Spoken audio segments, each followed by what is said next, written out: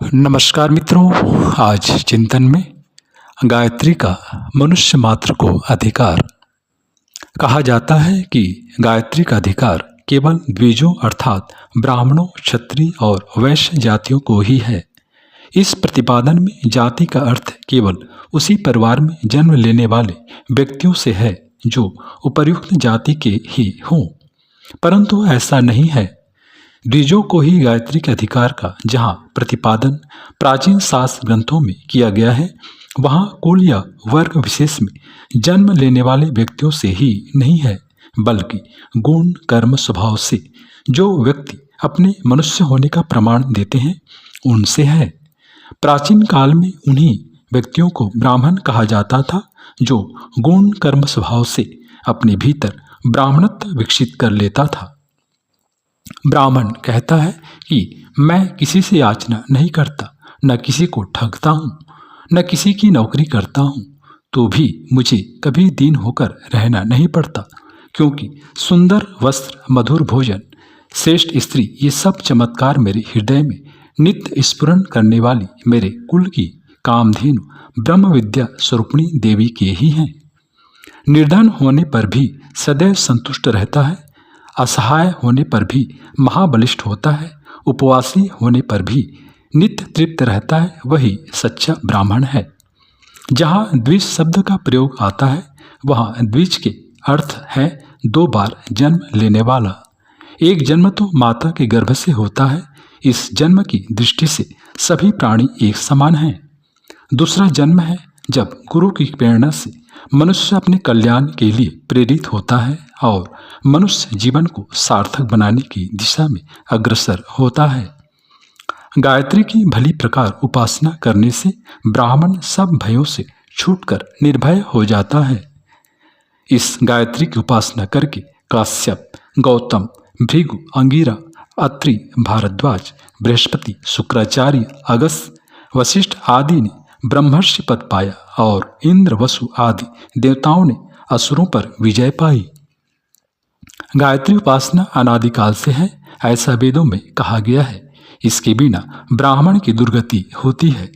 इन बातों पर विचार करके ब्राह्मण को चाहिए कि ब्राह्मणत्व प्रदान करने वाली गायत्री का जप नित्य किया करे। अधिक कहने की क्या आवश्यकता, भली प्रकार साधना की हुई या गायत्री विद्या द्विजों के लिए कामधेनु के समान सब सिद्धियों को देने वाली है।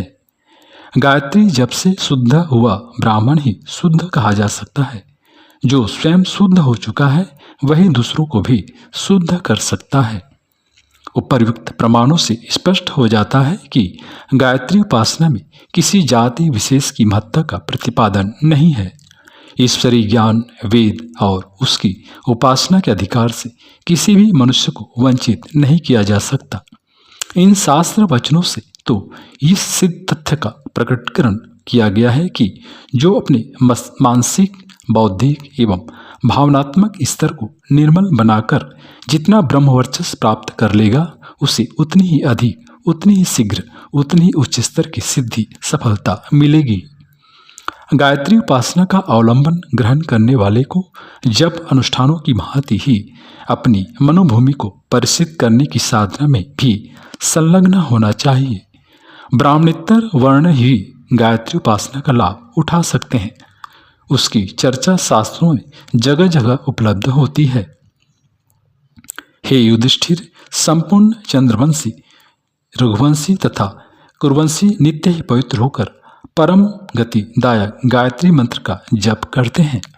परम उदार ऋषि के वचन सुनकर राम, लक्ष्मण दोनों भाई स्नान आचमन करके गायत्री का परम जप करने लगते हैं। क्षत्रिय विश्वामित्र ने राजर्षि पद से उन्नति करते हुए ब्रह्मर्षि पद गायत्री मंत्र की उपासना से ही प्राप्त कर लिया तथा दूसरी श्रेष्ठ रस डालने की भी शक्ति प्राप्त की थी। भली प्रकार साधना की हुई गायत्री भला कौन सा ऐसा अभिष्ट लाभ है जिसे प्राप्त नहीं करा सकती। उस वरदात्री परम देवी गायत्री को नमस्कार है, जिसकी लेश मात्र कृपा से द्विज, ब्राह्मण, क्षत्रिय, वैश्य परम गति को प्राप्त करते हैं। उपर्युक्त अभिवचनों में ब्राह्मणेतर जातियों द्वारा गायत्री उपासना करने और उसके आधार पर परम सिद्धियां प्राप्त करने का वर्णन है। इससे स्पष्ट है कि जातिगत बंधन लगाने का शास्त्रों में कोई उल्लेख नहीं है। केवल इतना ही कहा गया है कि जो इस महाशक्ति का वास्तविक लाभ उठाना चाहें वे अपने आंतरिक एवं व्यवहारिक जीवन में ब्राह्मणत्व की विशेषताएं उत्पन्न करें।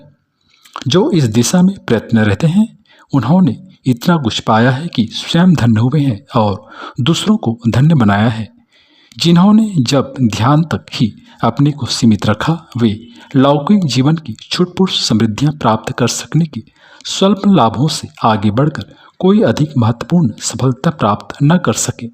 कारण स्पष्ट है, शारीरिक और मानसिक अनाचार बरतने से आत्मशक्ति का इतना क्षरण हो जाता है कि किसी मंत्र तंत्र के सहारे भी अपना आंतरिक वर्चस्व बढ़ाने का अवसर नहीं मिलता। इसके आधार पर ही कोई व्यक्ति ब्राह्मण स्तर की गरिमा गौरवपूर्ण आत्मिक स्तर प्राप्त कर सकता है।